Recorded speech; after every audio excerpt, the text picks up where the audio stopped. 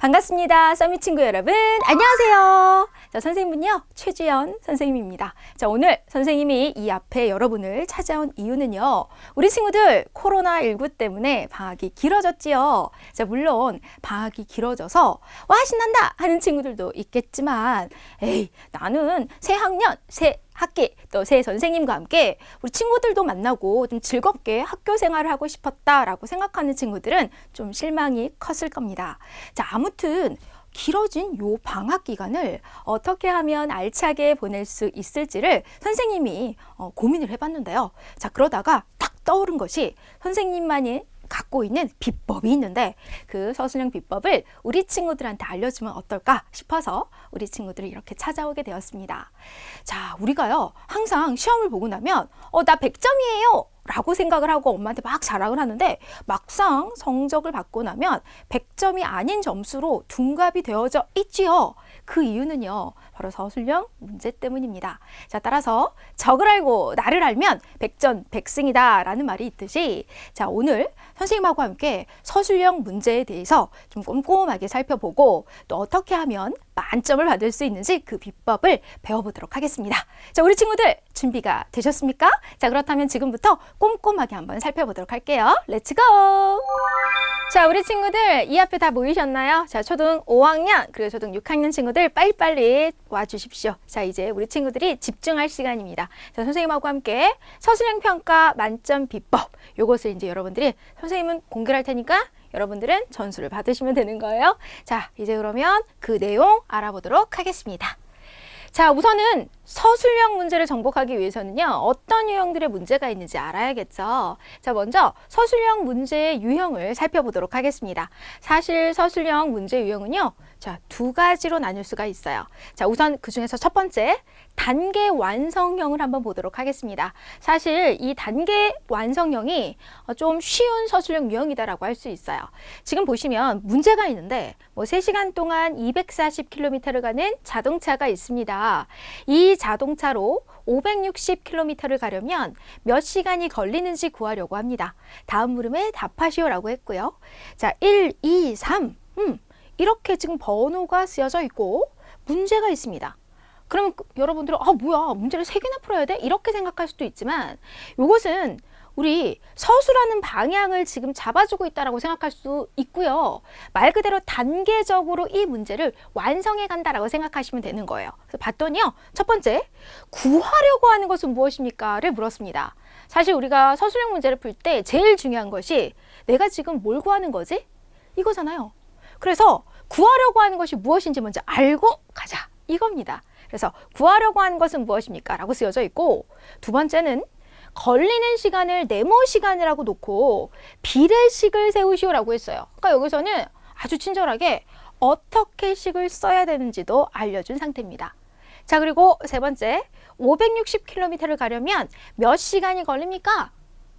그럼 이제 최종적으로 2단계를 걸쳐서 자, 요것을 이제 여러분들이 풀어주시면 되는 건데요. 자, 그렇다면 먼저 하나하나씩 서술하는 거 보여드리도록 하겠습니다. 자, 먼저 첫 번째, 구하려고 하는 것은 무엇입니까? 라고 했어요. 자, 문제에서 아까 분명히 이 자동차로 560km를 가려면 몇 시간이 걸리는지 구하려고 합니다. 라고 했으니까 자, 이 부분은 우리 요렇게 560km를 가는데 걸리는 시간 이라고 정답을 쓸 수가 있어요. 자, 그리고 이제 두 번째, 걸리는 시간을 네모 시간이라고 놓고 비례식을 세우시오라고 했어요. 그럼 말 그대로 비례식 세우는 것까지만 보여주시면 돼요. 자, 그래서 짜자잔 이렇게 식을 세웠습니다. 자, 그리고요, 560km를 가려면 몇 시간이 걸립니까? 라고 했어요. 그 말은 지금 세운 식을 풀어서, 그죠? 정답을 구해주면 된다, 이거겠죠. 자, 그래서 세 번째는 바로 지금 내가 이 비례식을 어떻게 푸는지 그 과정 반드시 이렇게 써주시고요. 그리고 나서 최종적으로 7시간이라고 하는 정답을 또 이렇게 구해낼 수 있다는 거죠. 이것이 바로 단계 완성형입니다. 우리 친구들이 이제 서술형 문제 유형 중에서도 좀 좋아라 하는 그런 유형이라고 할 수 있어요. 자, 그렇다면 이제 두 번째 유형은 어떤 유형인지 요거 이 녀석이 어렵습니다. 풀이 서술형 문제죠. 정말로 여러분들이 풀이를 다 서술을 해줘야 되는데요. 자, 보도록 하겠습니다. 자, 지훈이는 화분에 강낭콩, 그리고 고추, 그리고 상추를 심었습니다. 자, 일주일 후에 확인을 해보니 강낭콩은 1과 21분의 8cm, 그리고 고추는 1과 9분의 5cm, 그리고 상추는 1과 12분의 7cm가 자랐습니다. 자, 어느 식물이 가장 많이 자랐는지 풀이 과정을 쓰고 답을 구해보세요 라고 했어요. 아까처럼 단계 나오지 않았습니다. 그럼 말 그대로 여러분들이 이 문제를 읽고 구하고자 하는 것이 무엇인지 먼저 보시고요. 어느 식물이 가장 많이 자랐는지 이걸 구하는 거예요. 그러니까 구하려고 하는 게 가장 많이 자란 식물이구나 라는 것을 딱 떠올려 주시고요. 그럼 내가 이 문제를 풀 때 사용할 수 있는 조건이나 어떤 뭐 힌트나 뭐 이런 것이 있는가? 이 문제 안에서 찾는 겁니다. 그래서 봤더니 강낭콩은 요거고 고추는 요거고 상추는 이만큼이고 각각의 자란 길이가 쓰여져 있어요.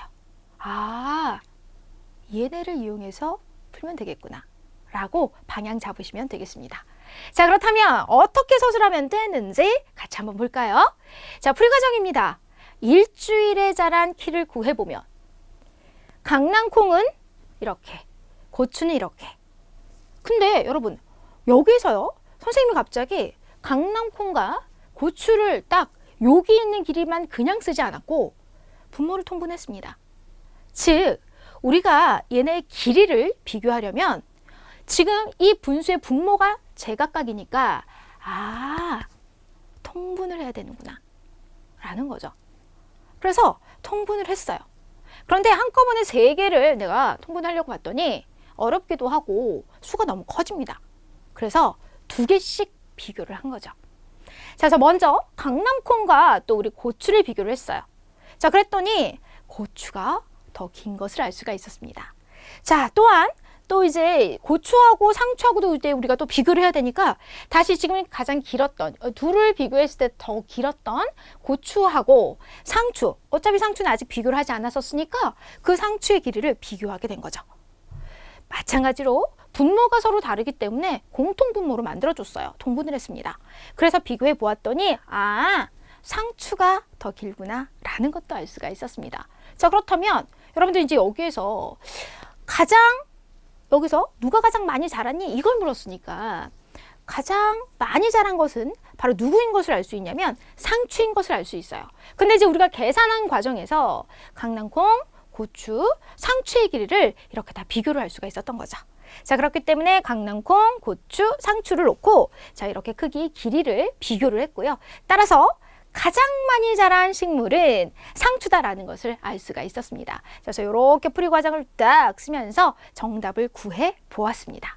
어떠셨어요, 여러분? 맞다. 선생님, 서술형 거의 무슨 해답지나 정답지 보면 이렇게 서술이 되어져 있었던 것 같아요 라고 말하고 싶은 친구들 많죠? 네, 맞습니다.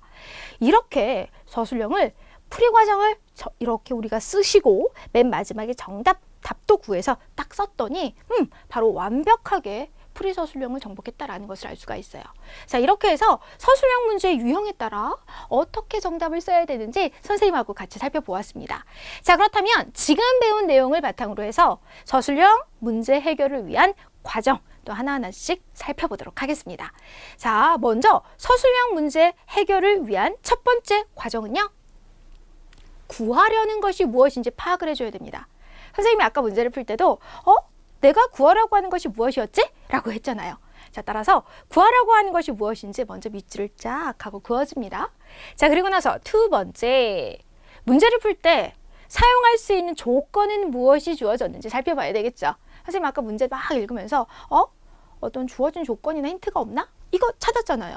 자, 그리고요. 세 번째, 어떤 개념 그리고 어떤 공식을 사용할지 문제를 천천히 읽으면서 떠올려 보는 겁니다. 아셨죠? 자, 그리고 나서요. 반드시 써야 할 식이나 개념, 공식을 찾으시고 그 개념을 바탕으로 식을 쓰시는 거예요. 자, 그 개념을 바탕으로 식을 쓰고 풀이 과정을 서술해 주시면 됩니다. 그런데 여기서 여러분들 딱 막히죠. 여기까지는 알겠어. 근데 어떻게 서술을 해야 될지 굉장히 막막할 때가 있습니다. 그죠? 자, 그래서 선생님이 이 부분 정리를 한번 해봤어요. 자, 풀이 과정을 서술할 때는요, 바로 이렇게 합니다. 먼저 풀이식에 나오는 근거를 제시합니다. 근거. 이것은 뭐뭐뭐이므로 그 내가 이 식을 왜 이렇게 세웠는지 그것을 알려줘야 돼요. 자, 따라서 풀이식에 나오는 근거를 제시해 줍니다. 그래서 뭐뭐는 뭐뭐이므로 이렇게요. 자, 그리고요. 두 번째, 식을 쓸 때는요. 값부터 바로 쓰지 말고요. 자, 이렇게 뭐 거리는 속력 곱하기 시간이다 라고 한다면 내가 이것을 이용해서 식을 세울 거다라고 한다면 이것을 먼저 쓰세요. 됐죠? 그리고 나서 지금 이 공식에 대입을 하는 거예요. 값을. 그래서 공식을 먼저 써주고 값을 대입을 해서 써줍니다. 자, 그래서 이 대입이란 선생님이 이렇게 공식을 썼을 때 요 자리에 해당하는 수들을 바로 대신 써서 식으로 나타내어 주는 것을 뜻해요. 알겠죠? 그래서 요렇게 공식을 먼저 써주고 값을 대입하여 써줍니다. 자, 그리고 마지막으로 반드시 이것은 이러이러해서 이렇게 나옵니다 라고 마무리를 해주셔야 돼요. 자, 풀이 마지막에는요. 따라서 또는 그러므로 또는 답은 뭐뭐입니다 이런 식으로 여러분들이 마지막으로 이 부분을 정리하는 문장을 써주셔야 돼요. 그래서 문장으로 마무리를 해주십니다. 자, 그리고 나서 우리 친구들 진짜 실수 많이 하는 건데 단위는요 꼭 써주셔야 돼요. 단위가 있는 경우에 단위 반드시 쓰셔야지만 완벽한 풀이가 된다 라고 하는 거 이거 절대 잊으시면 안 되고요. 자, 따라서 단위가 필요하면 반드시 써주자 라고 하는 거 기억해 주셔야 되겠습니다. 자, 그럴 때 있어요. 넓이를 물어봤어요. 그러면 뭐 어떤 넓이를 구했는데 제곱 센티미터가 정답인데 쓰다 보니까 센티미터를 쓴 거죠. 그러면 여러분 그거는 틀려요. 그렇기 때문에 적절한 단위 꼭 써주셔야 되고 써야 할 때 쓰고 쓰지 않아야 될 때는 안 써야 된다라고 하는 것 기억해 주셨으면 좋겠습니다. 자, 우리 친구들 선생님이 지금 서술형 평가는 이렇게 이제 여러분들 해야 된다라는 것을 방향을 지금 선생님이 다 알려줬습니다. 어떻게 선생님의 비법 여러분들 선생님이 공개를 했는데 잘 받아들여 주셨는지 너무나 궁금하네요. 자, 아무튼 선생님은 이런 식으로 해서 서술형 평가를 했을 때 우리 친구들이 만점을 받을 수 있다라고 하는 거 강조하면서 오늘 내용은 여기서 마치도록 하겠습니다. 자, 이렇게 해서 이제 우리가 서술형 문제를 어떻게 하면 만점 받을 수 있게 퍼펙트하게 서술할 수 있는지 그 방법을 살펴보았습니다. 자, 우리 친구들 어느 정도 감 잡으셨나요? 자, 그렇다면 한 번 더 선생님이 이 서술형 문제를 어떻게 풀이하는지 그 팁을 정리를 한번 해보았는데요. 자, 그러면 한번 보도록 할게요. 자, 우선 서술형 정복 팁 첫 번째는요. 평소에 풀이 과정을 꼼꼼히 적어보는 훈련과 개념을 노트에 정리하는 습관이 중요합니다. 자, 왜냐하면요. 사실 서술형은요. 하루아침에 절대로 되지 않습니다. 하루아침에 되지 않는다라는 건 달달달 그냥 외워서 적는 것. 이것은 절대로 되지 않는다라는 거죠. 자, 그렇기 때문에 여러분들이 꾸준하게 학습을 해주셔야 돼요. 꾸준하게 학습을 하고 그냥 문제를 푸는 것이 아니라 그 과정을 꼼꼼하게 우리 친구들이 서술하는 것을 훈련화시켜 주셔야 된다는 거예요. 자, 그래서 선생님이 꼭 이 부분을 강조하고 싶었습니다. 풀이 과정을 꼼꼼하게 적어보는 그 훈련. 그리고 우리 사실 서술형 문제를 풀 때 개념을 알아야 돼요. 개념을 알아야지만 공식도 떠오르죠. 자, 따라서 이제부터는 그 개념을 또 노트에 정리하는 습관이 중요합니다. 학교에서 선생님이 말씀하시는 거 그냥 이렇게 듣고 고개 끄덕끄덕 하는 게 아니라 아, 그래? 그럼 오늘 배운 개념이 이거니까 이렇게 한번 써볼까? 자, 이런 것을 여러분들 습관하는 것 이것이 매우 중요합니다. 아셨죠? 자, 그리고요 두 번째는요 또 혼자 내가 서술형 문제를 막 풀었습니다. 아, 다 했어 하고 책을 그냥 덮는 것이 아니라 정답지랑 반드시 비교를 해보셔야 돼요. 그래야지만 내가 정말 맞았는지 아니면 어느 부분이 부족한지 진짜로 잘했는지 그것을 알 수가 있겠죠.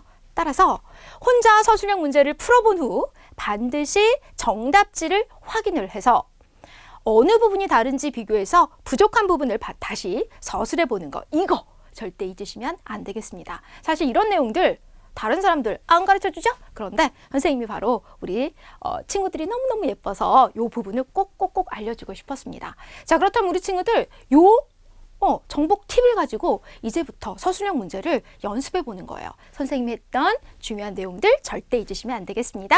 자, 그렇다면 선생님은요 물러가고요. 다음 시간에 대표 문제들을 가지고 또 여러분들 앞에 오도록 하겠습니다. 여러분 다음 시간에 또 만나요. 제발.